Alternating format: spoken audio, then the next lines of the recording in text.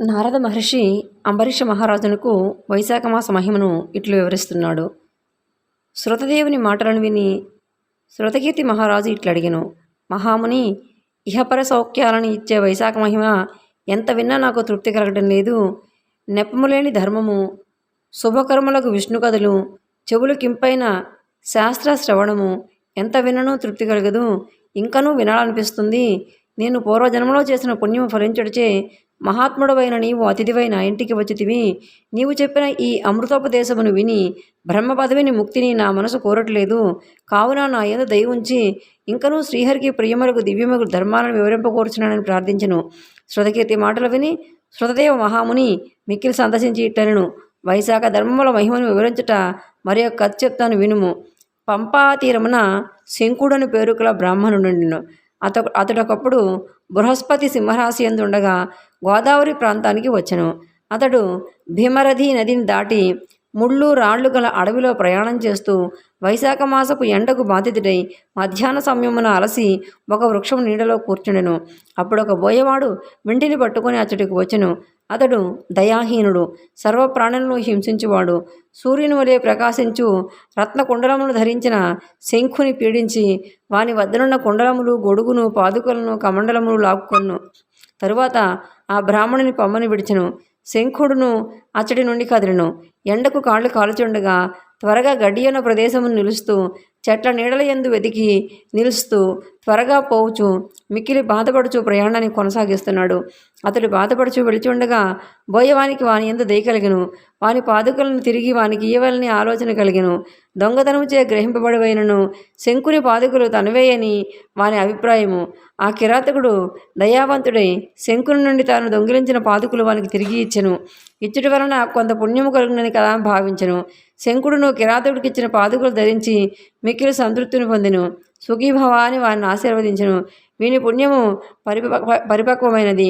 వైశాఖమున ఇతడు దుర్బుద్ధియగు కిరాతకుడైనను పాదుకలను ఇట్లిచ్చెను. శ్రీహరికి ప్రసన్నుడయ్యి వైశాఖమున ఇట్టి బుద్ధి కలిగించనని పలికెను. ఇప్పుడు ఈ పాదుకలను ధరించి మిక్కిలి సుఖించి తిని నాకిట్టి సంతృప్తిని కలిగించిన నీవు సుఖంగా ఉండమని వారిని ఆశీర్వదించెను. కిరాతకుడు శంకుని మాటలు విని ఆశ్చర్యపడెను. నీ నుండి దోచుకున్న దానిని నీకు తిరిగి ఇస్తేని ఇందువలన నాకెట్లు పుణ్యం వస్తుంది? వైశాఖంలో శ్రీహరి సంతోషించనని అంటున్నావు. నీవి విషయాన్ని వివరింపమని శంకుడు ప్రార్థించెను. శంకుడును కిరాతకుని పలుకులకు ఆశ్చర్యపడి, లోపము గల ఈ కిరాతకుడు ఇట్లు నా నుండి దొంగిలించిన పాదుకులు తిరిగి ఇచ్చి ఇట్లు వైశాఖ మహిమ అడగటం శ్రీహరి మహిమాయ అని చెప్పేసని వైశాఖమును మరల మెచ్చెను. దుర్బుద్ధినై నా వస్తువుల యందు లాక్కున్న ఎండలో బాధపడుతూ నా యందు దయ కలిగి నా పాదుకులను ఇట్లు ఇస్తున్న మిక్కులు విచిత్రమైన విషయము. ఎన్ని దానధర్మాలు ఆచరించినా కానీ రానటువంటి ఫలితము జన్మాంతరణ కలుగుతుంది. కానీ వైశాఖ మాస దాన ధర్మం వెంటనే ఫలిస్తుంది సుమా. పాపాత్ముడు అయినను కిరాతకుడు అయినను దైవవశమున నీకిట్టి బుద్ధి కలిగినది. నీకెంత మంచి బుద్ధి కలుగుటకు వైశాఖ మాసమున శ్రీహరి దయాకారణాలు సుమా అని చెప్పేసని శ్రీహరికి ఇష్టమైనవి నిర్మలము సంతుష్టికరము ఆయనచో అదే ధర్మం అని చెప్పేసని మనువు మున్నగు వారు చెప్పారు. వైశాఖ మాసమునకు చెందిన ధర్మముల్లో శ్రీహరికి ప్రీతిదాయకములు మిక్కిలి ఇష్టములు. వైశాఖ మాస ధర్మములకు సంతోషించినట్లే శ్రీహరియే ధర్మకార్యాలకు సంతుష్టవుతాడు. తపస్సులు యజ్ఞాలు వాటికి వైశాఖ ధర్మములు అంత ఇష్టములు కావు. ఏ ధర్మాలు వైశాఖ ధర్మానికి సాటిలేదు. వైశాఖ ధర్మములను ఆచరించంతో గయకు, గంగానదికి, ప్రయాగకు, పుష్కరమునకు, కేదారమునకు, కురుక్షేత్ర ప్రభాసమునకు, సమంతకమునకు, గోదావరికి, కృష్ణానదికి, సేతువుకు, ఎచ్చడికి, ఏ పుణ్యక్షేత్రానికి, పవిత్ర నదికి ఎక్కడికి పోనక్కర్లేదు. వైశాఖ వ్రత వివరణ ప్రసంగము గంగానది కంటే పవిత్రమైనది. ఈ నదిలో స్నానం చేసిన వారికి, ఈ ప్రసంగము విన్నవారికి శ్రీహరి ప్రత్యక్షమగును. ఎంత ధనము ఖర్చు పెట్టినా, ఎన్ని దానాలు చేసినా, ఎన్ని యాగాదులు చేసినా స్వర్ణములు భక్తిపూర్వకముగా వైశాఖ దానముల వల్ల పుణ్యం ఇచ్చడం సాటిగావు. కావుననే ఈ పవిత్ర వైశాఖ మాసమున నాకు పాదుకలు ఇవ్వాలని నీకు అనిపించింది. ఈ మాసం అంత గొప్పది కావున దీనికి మాధవ మాసం అని పేరు వచ్చింది. పాదుకలను ఇచ్చిడితే నీకు పుణ్యం కలిగింది అని చెప్పేసి శంకుడు అతనికి వివరించను. ఇంతలోనే ఒక సింహం పులిని చంపుడికై వేగంగా పోవచ్చు మార్గమధ్యంలో కనిపించిన మహాగజంపై పడింది. సింహమునకు గజమునకు భయంకరమైన యుద్ధం జరిగింది. రెండూ కూడా యుద్ధం చేసి అలసి నిల్చున్నాయి. శంకుడు కిరాతకునికి చెప్పిన మాటలు విని జరిగెను. వారు వెంటనే వైశాఖ మహిమ విందు చేతను గజసింహ రూపములు విడిచి దివ్య రూపములు ధరించిరి. వారు తీసుకుని పోవటకై దివ్యములనే విమానములు వచ్చినవి. దివ్య రూపం ధరించి వారిద్దరూ కిరాతకునికి వైశాఖ మహిమ చెప్తున్న శంకునికి నమస్కరించిరి. కిరాతకుడు శంకుడు ఆశ్చర్యపడిరి. మీరెవరు మాకెలా నమస్కరిస్తున్నారని ప్రశ్నించిరి. గజసింహములుగా ఉన్న మీకు దివ్య రూపం గల ఏంటని చెప్పి ప్రశ్నించారు. అప్పుడు వారిద్దరూ కూడా, మేము మతంగ మహర్షి పుత్రులము, దంతిలుడును కోహలుడును మా పేర్లు. అన్ని విద్యలు నేర్చి యవనంలో ఉన్న మా ఇద్దరిని చూచి మా తండ్రి యొక్క మతంగ మహర్షి, నాయనలారా విష్ణు ప్రియకరమైన వైశాఖ మాసమునకు చలివేంద్రాలను ఏర్పాటు చేయండి. జనులకు విష్ణుకర్రలతో అలసట పోనట్లుగా విసరండి. మార్గమును నీడనిచ్చే మండపాలను ఏర్పాటు చేయండి. చల్లని నీటితో అన్నంతో బాటసారులకు ఇచ్చి వారి అలసటను పోగొట్టండి. ప్రాతకాలం స్నానం చేసి శ్రీహరిని పూజించండి. శ్రీహరి కథలను వినండి అని చెప్పి మాకు బహు విధాలుగా చెప్పాడు. ఆ మాటలు మేము కోపగించితిమి. అతడు చెప్పిన ధర్మాలను ఆచరింపలేదు.